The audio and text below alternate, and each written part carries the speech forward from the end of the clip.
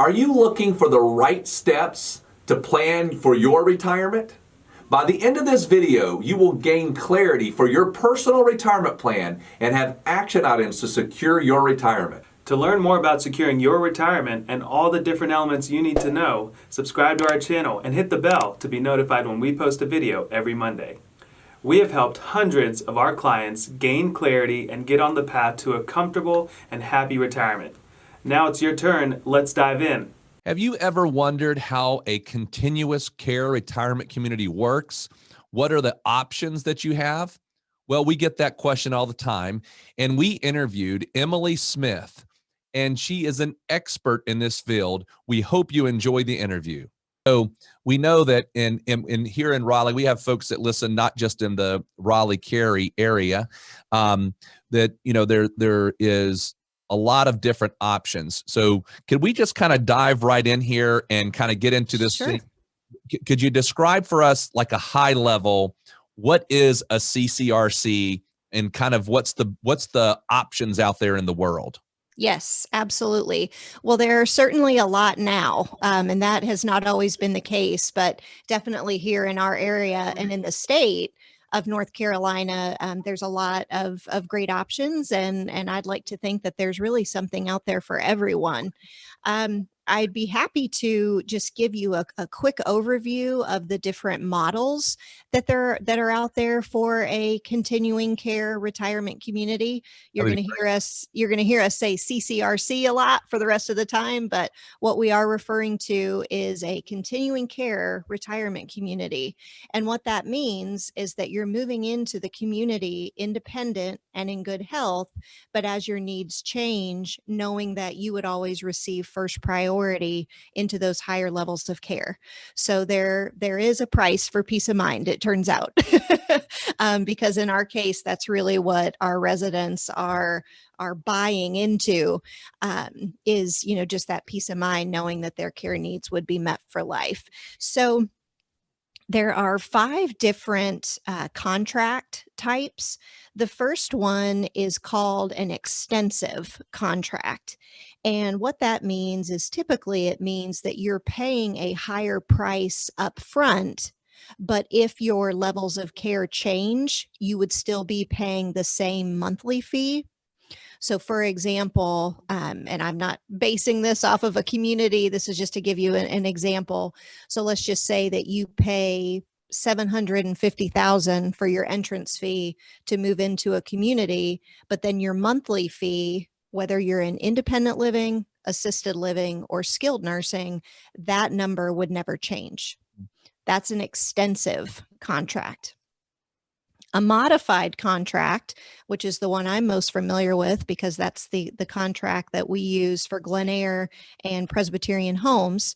And a modified contract is where you also pay an entrance fee, but then your monthly fee changes based on the higher level of care.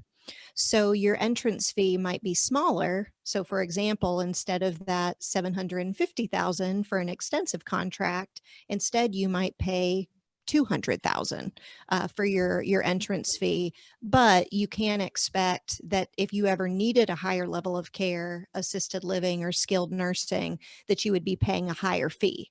However, part of your entrance fee is considered prepaid medical. So if you asked a Glenair resident, they would say, well, that's my insurance. And at first I didn't quite understand what they were referring to, but again, they're paying for that peace of mind, knowing that because I've paid this entrance fee, Glenair would give me a discounted rate if I ever needed those higher levels of care. So the healthcare related services, they're provided at a subsidized rate. Or in our case, we also offer our residents 14 free grace days every year in our skilled nursing if they needed it. Okay. And then there's also a fee for service, which means that you pay an entrance fee, but then if you ever needed those higher levels of care, you would pay the full price for those. So there's no discounted rate on that. And then there are equity communities here in the area, which means that when you pay your entrance fee, you really are purchasing real estate. So you would own your home in that case. Whereas at Glen Eyre, a lot of people will say, so Glen Eyre is a buy-in. How much does a cottage cost? And I always have to be very careful with that language because you don't actually own your home at Glen Eyre. But again, you're purchasing a contract for care, if you will. And then the last is a rental, which means that there's really no contract. It just means that you would rent your home as you go. However, there's no guarantee, that if you ever needed a higher level of care, that would be provided to you. But that is, certainly an option that some people are comfortable with as well. Okay. So 5 different levels of contracts. And to me, it kind of seems like you pick one in a way based off of how much risk you want to cover up front as you're moving into the community. So you can That's right. pay a lot more up front to kind of guarantee a very expected way that everything's going to play out, or you can Mhm. pay a little bit less up front, or maybe little to nothing up front, and then it could be a little bit variable as you live in that community. Does that sound fair? Yep, that's exactly right. So what would you say would be, I know you mentioned Glen Eyre doesn't do 1 or 2 of these, but what would you say overall in the world of CCRCs, what would be the more common that you see come into fruition as far as the different levels of contracts? I would say that the 2 most popular, or that I hear of the most, would be the modified contract, which is again what we do. Also, Springmore in Raleigh, I know they're also a modified contract. And then fee for service, that's another popular one. But honestly, beyond that, truly rental, especially more and more so lately, we're seeing more and more rental properties pop up. And those are for folks that, maybe they aren't sure that this is where they're going to land. Maybe they're going to follow their children around the country, or, so there's certainly less commitment when you go with a rental property. And we're seeing more and more of those being built. Yeah. So, when I think about this idea of the CCRC, you mentioned something right up at the beginning. You said you have a wait list. And I find that whenever we're talking with clients and we're talking this through, many of them tell us, that they're on the wait list. Can you kind of give us a sense? I'm assuming that right now that's a big deal, probably across the area, but we can talk about, just looking at your facility. I mean, I'm assuming since you said that there are wait lists out there, and kind of what does that mean and how does that work? Yes, absolutely. There are, especially in our state, there are pretty hefty wait times out there right now, and of course they all vary. And what it entails to join a wait list is very different for different communities. For us, it's actually a very low commitment, I would say, to join the wait list at Glen Eyre. It's $1,200 to join. And what that is a $200 application fee, which would leave the depositor with a $1,000 refundable deposit. So really, they would get everything but $200 back if they decide not to move forward with Glen Eyre, or we would put it towards their entrance fee when they come in. There are some communities out there where, it does entail a little more. Maybe it's a $5,000 deposit or a $10,000 deposit. But for us, it's really just to secure your name on the wait list. And, for us, it's very flexible. A lot of people will say, I know your wait list is long. I want to go ahead and get on it, but I have no plans of moving in anytime soon. And my response to them is, bravo, good for you, because that's really what everyone should be doing. Because of these long waitlist times, it really is crucial to plan ahead. So, because oftentimes too, I mean, every week I get those calls too, where someone says, we've decided it's time and we'd like to make a move in the next 6 months. And unfortunately, they don't like what I have to say after that, which is, right now the shortest wait that we have at Glen Eyre is really for our new expansion that is set to be open in the spring of 2023. So you're looking at 2.5 years, and then anything beyond that, a 1-bedroom apartment that's 700 square feet, 750 square feet, is a 4 to 5 year wait. So it's real too, because I also get that. A lot of people will give me a hard time and say, there's no way. But it's true. I mean, they are that long. So, Yeah, I live in Cary, and so I've driven in that downtown area, and I've seen the expansion plans and everything. So you are doing a mhm, pretty large overhaul there, which ultimately is going to be good for the community in the area and yes. having more access to a facility like yours. So my next question is, you mentioned with CCRCs, you have to be, and I think I heard this right, you should be in good health before you're Mhm. actually moving in there. And I assume that's some type of requirement, but what I'm wondering is, what is that standard of, what is good health? How does Glen Eyre or CCRCs in general define what good health is? Just for anyone Yes. that's listening, maybe they have, certain issues right now, but does that kick them out of qualifying for something like this? That's a great question.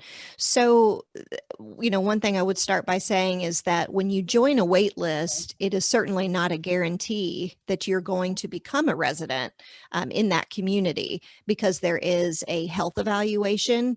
And for us, when you join the wait list looking, 4 years out, we just ask for really your medical situation in your words, because it's really not necessary to ask for doctor paperwork that far in advance. But then once we make you an offer, we do ask for doctor paperwork from your physician, and then there is an interview that is conducted by our social worker and our director of nursing. And really, what we're looking for is just to make sure that the services that we're going to be offering you are more than enough to meet your needs. So there's no checklist per se of, can you do this? Can you do that? A diagnosis would not necessarily keep you from entering the community. I get that question a lot. Well, what if I have a Parkinson's diagnosis or something like that? But really, what it comes down to is, where are you at in your diagnosis at the time of offer? If you're still able to live independently, that's really what we're looking for. Yeah, that was my next question. So basically, in a community like yours, you can't enter, or I guess I'm asking, can you enter if you are needing assisted living now, right, as you enter? So every community is different. Some licenses won't allow you to accept a resident coming directly into assisted living or skilled nursing. At Glen Eyre, you can. Our license does allow us to do that. However, it's rare, because our first priority is always to our independent living residents who have paid that large entrance fee to get in. So imagine if, we were taking a bunch of outside residents into assisted living and skilled nursing, and then turned around and told an independent living resident, I'm sorry, we don't have room. That wouldn't go over very well. So that's something that our care team and our healthcare center do an amazing job of, is to make sure that we always have enough room in our assisted living and skilled nursing, which is why a lot of times we have rooms available, just for those bumps in the night, the things that nobody was planning on.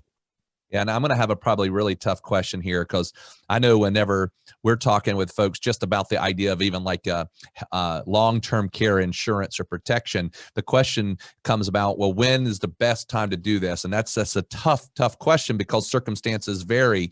But I guess this is a big question. Do you have like kind of a scenario where you say, recommend, if a person knows in their heart that they want to go to a CCRC and they're looking at that, like what age is kind of the ideal age to start looking at that? Because, we do have like you said, a little bit of a wait list here for at least a couple of years. Mm-hmm. So is there kind of like a premise, somebody's asking this question and they're 60 and they go, I want to wait till I'm whatever, 70. I mean, but is there any kind of a gauge there that somebody could have? Well, a lot of our residents that are moving in, they are certainly consulting their financial advisors to see, is this a good move for us to go ahead and do this now? You know, something that I want to say I am frustrated a little bit because oftentimes we will have prospects that will say, well, I still am enjoying my life. Well, we hope that you'll really enjoy your life here at Glen Eyre. So I think that, 20 years in the industry, I think that's always a misconception that I'm always going to be fighting, right? Is that, really Glen Eyre it's a truly vital community. We have residents that are still flying planes. So that's not someone that I would say is just kind of thrown in the towel. And that's what we want. And that's what our other residents want too. They want to be around like-minded people that are still very active and engaged. So it truly is different for everyone. I will tell you, Raiden, that right now our average age of entry is about 74. If that gives you an idea. We are anticipating with our new expansion that is going to drive that average age of entry down quite a bit.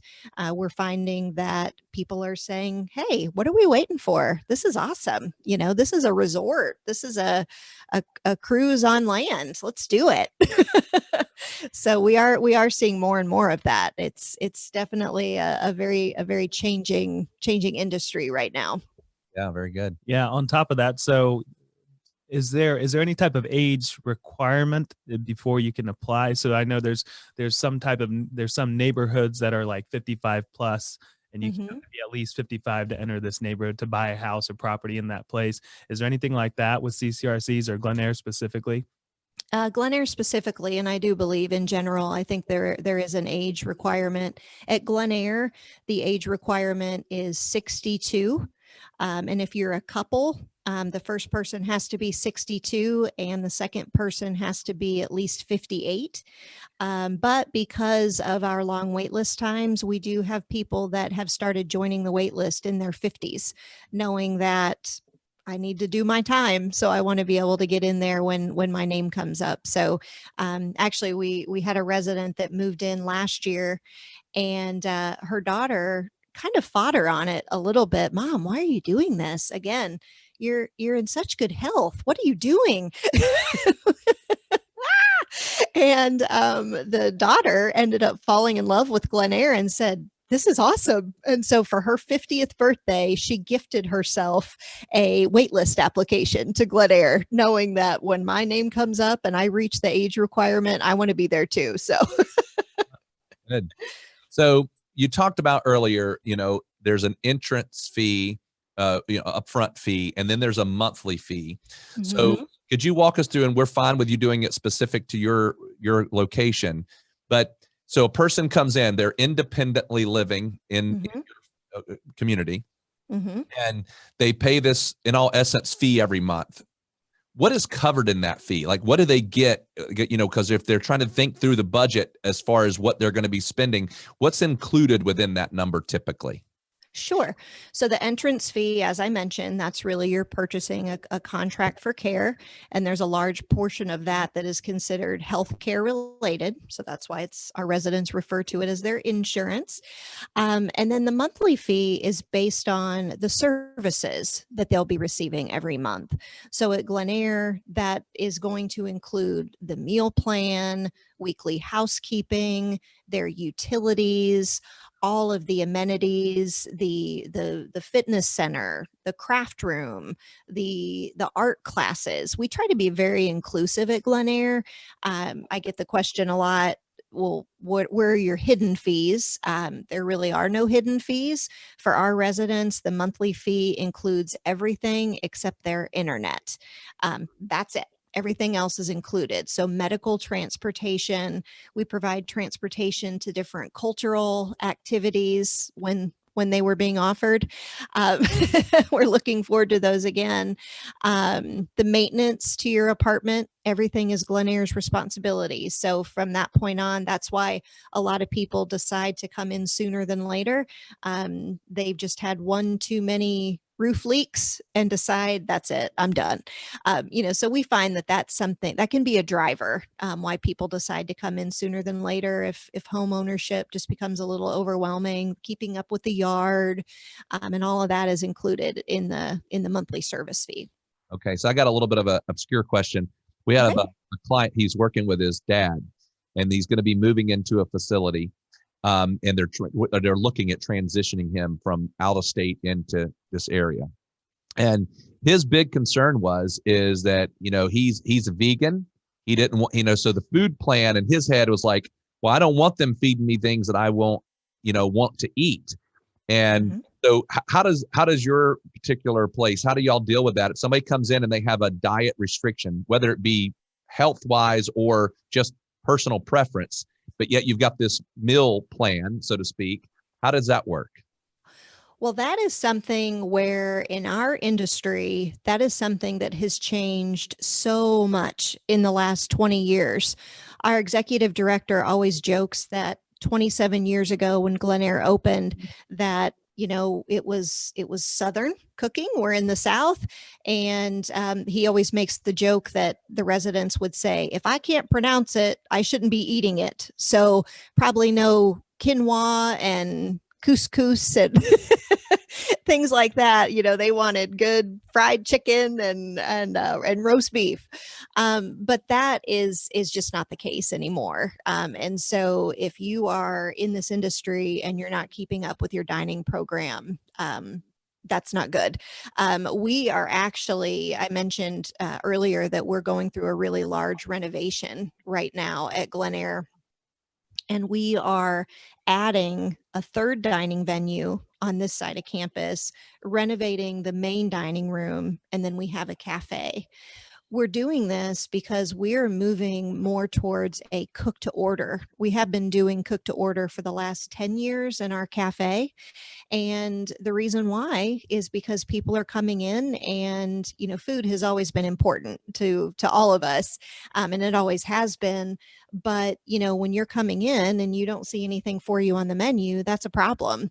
And so now we have residents that are coming in and they're saying, I'm vegan, I'm vegetarian, I have to watch my sodium intake, or I have a food allergy. This is something we see more and more. So by the time we finish our new expansion in 2023, we will have a full cook to order menu. For those folks that do have dietary restrictions. So that's really, really important to us. Yeah, that's good to hear. And I think that makes, your industry so much more marketable, because that is a big, important, piece of how everyone lives these days. They have, Absolutely. and they don't want to go outside of that. They've lived that way, when they could handle everything themselves, cooking meals Mhm. like that. So it'd be a huge change to walk into a CCRC and say, well, no, these are your only options and you have to live within them. So I think Right. it's great that everyone is adapting. So on a different note, so what if, someone comes in and one spouse is relatively healthy and the other one needs a different level of care? How does that get handled in this type of scenario when it comes to fees, or is it even possible? How does that get worked out? Right. Well, as I mentioned in our case, we are able to accept someone directly into assisted living and skilled nursing. We just have to feel really confident in those numbers to make sure that we have enough. Again, we always say when you join the wait list, it's never a guarantee that you will become a resident, because there is that health assessment for both people. However, if and of course, we have ran into that situation before where, a lot can happen in 4 years, 10 years while you're waiting for a community. So I always say to people, if we have an opportunity to serve you, I promise you, we're going to be looking at that to see what we can do. And oftentimes it's a situation where, unfortunately, we can't serve you today. But if you can hold tight for a few more months, we think we'll have some openings. And so we try to work with people that way. But that's definitely not a guarantee, but we do our best if we can.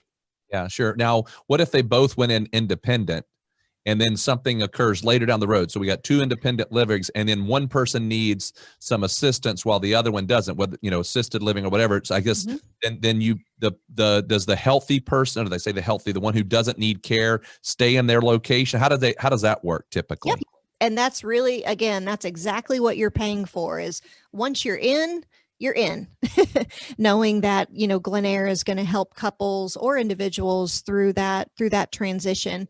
So what would happen in that case is the spouse that doesn't have healthcare needs, they would continue to reside in their independent living apartment, and then their spouse would move to a higher level of care depending on what they needed, assisted living or skilled nursing.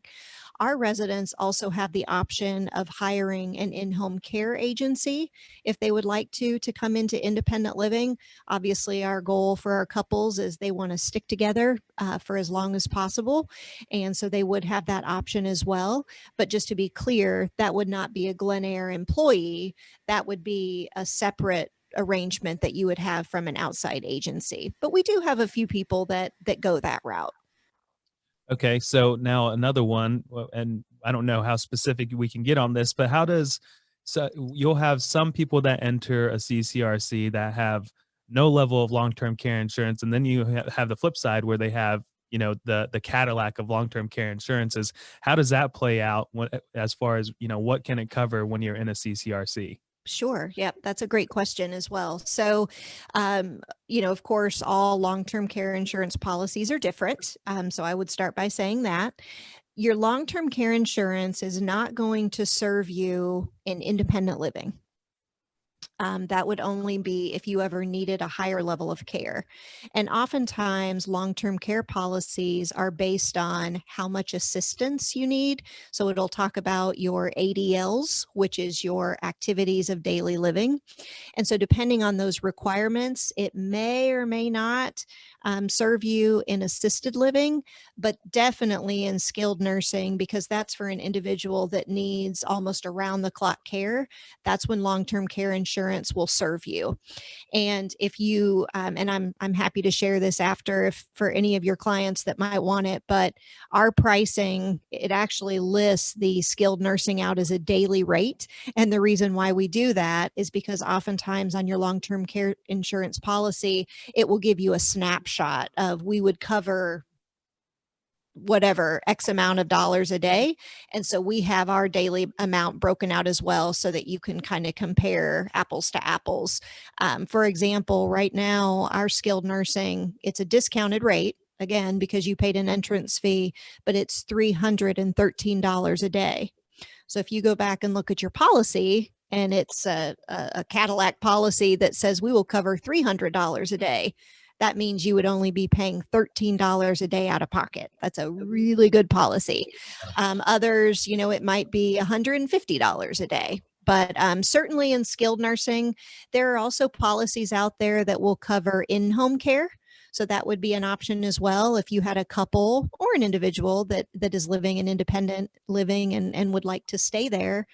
If your long-term care insurance policy, were to cover in-home care, you might go that route as well. That would be a really strong policy also. Well, Emily, I think we could probably sit here for 2 hours and just could. Because it's, there's a lot to it, but at the same token, what you've given us, I think, is an extremely good high level overview so that anybody listening kind of goes, oh, I get it now. We hope this video has given you some confidence and clarity as you plan for a worry-free life in retirement. But what else do you need?